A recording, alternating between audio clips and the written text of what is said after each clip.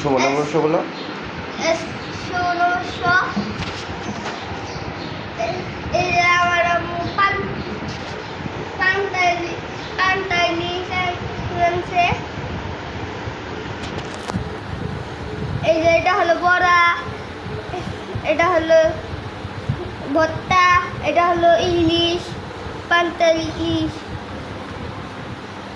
তারপরে যে এটা হলো পান্তা, এই যে এটা হলো পাঁচের প্লেট, আর এটা হলো ডাবের